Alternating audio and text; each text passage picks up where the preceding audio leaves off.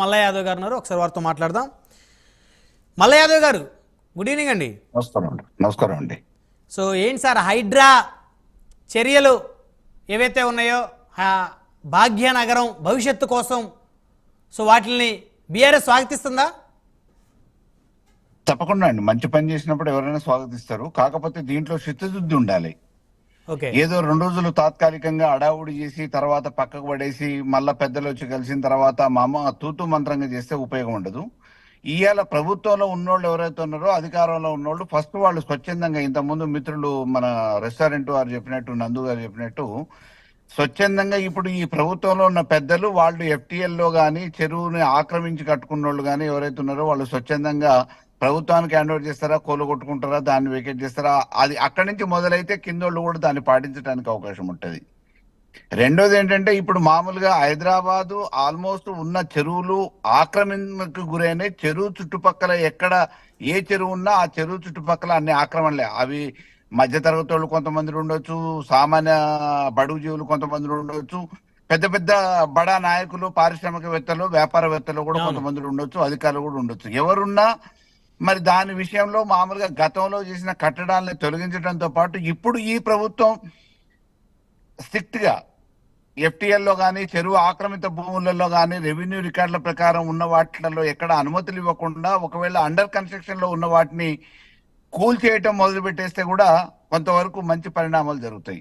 ఇప్పుడు కట్టుకున్న వాళ్ళని కూల్చడం ఎంత ముఖ్యమో అంతకంటే ఎక్కువ ఇప్పుడు ప్రాథమికంగా అనుమతులు ఇవ్వకుండా, అవును, కట్టే వాళ్ళని కట్టడి చేయడం కూడా చాలా ఇంపార్టెంట్. అది చాలా ఇంపార్టెంట్ కదా. సరే, ఉన్న వాటిని మీరు ఎంతవరకు కూలగొట్టరు అనేది సెకండరీ. బట్ ఇప్పుడు కన్స్ట్రక్షన్ చేసుకునే ప్రపోజల్లో ఉన్న వాళ్ళని ఆపేయటం కానీ, అనుమతులు మంజూరు చేయకుండా ఉంచటం కానీ, ప్రభుత్వానికి నిజంగా చిత్తశుద్ధి ఉంటే వీటి మీద స్ట్రిక్ట్ గా ఇప్పుడు ఒక జీవో తీస్తారా, లేకపోతే ఒక చట్టం చేస్తారా, ఫర్దర్ గా ఏ గవర్నమెంట్ వచ్చినా ఎవరు అధికారులు మారినా ఇటువంటి వాటిల్లో ఎటువంటి అవకాశం లేకుండా అనుమతులు ఇవ్వకుండా ఉండే ఒక విధమైన చర్యలు తీసుకొని చట్టాలు చేస్తే బాగుంటది.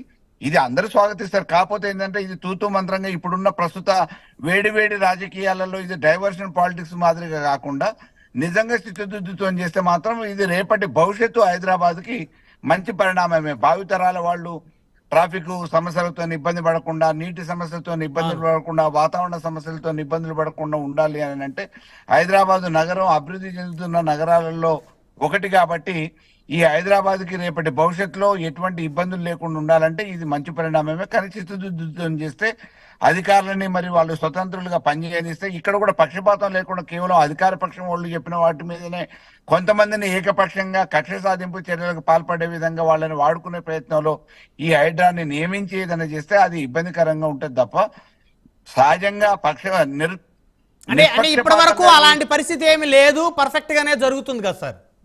జరిగితే ఓకే, మేము కూడా అదే అంటున్నాము, స్వాగతిస్తున్నాము. చేయాల్సిన బాధ్యత ఉంది, అవసరం కూడా ఉంది, దాన్ని మేము స్వాగతిస్తున్నాం. కానీ ఇది కొనసాగిస్తే మంచిగా ఉంటది అని అనేది మా అభిప్రాయం. ఆ కొనసాగింపులో కార్యక్రమంలో భాగంగా ఇప్పుడు అసలు ఎటువంటి అనుమతులు మంజూరు చేయకుండా ప్రభుత్వంలో ఉన్న పెద్దలు వెంటనే ఈ విషయంలో చర్యలు తీసుకొని వాళ్లకు వాళ్ళు స్వచ్ఛందంగా ప్రభుత్వానికి ఒప్పచెప్తారా, లేకపోతే వాళ్ళు గొలుగొట్టుకుంటారా చేస్తే బాగుంటది. ఒకప్పుడు ఇదే కన్వెన్షన్ కి సంబంధించి అక్కినేని నాగార్జున గారు కేసీఆర్ గారిని కలిసిన తర్వాత ఆయన కన్వెన్షన్ ని ప్రొటెక్షన్ చేసుకున్నారని చెప్పేసి కూడా ఇప్పుడు మళ్ళీ ఆ చర్చ బయట జరుగుతూ ఉంది. సో దాని మీద ఏం చెప్తారు? కేవలం ఇది టిఆర్ఎస్ ప్రభుత్వంలో కట్టిన కన్వెన్షన్ కాదు. టిఆర్ఎస్ ప్రభుత్వం రావటానికంటే ముందే నిర్మాణం అయి ఉన్న కన్స్ట్రక్షన్స్ ఇవి. కాబట్టి ఇటువంటి వాటిల్లో ఏ ప్రభుత్వం చేసింది ఏంది అనేది మనం తవ్వుకున్న దానికంటే ఈ రోజు సాహసోపేతమైన నిర్ణయం తీసుకుందా, చారిత్రాత్మకంగా నిలబడే నిర్ణయం తీసుకుందా ఈ ప్రభుత్వం తీసుకున్న దాన్ని చిత్తశుద్ధితో కొనసాగిస్తే మేము అందరం కూడా సహకరిస్తాం, స్వాగతిస్తాం.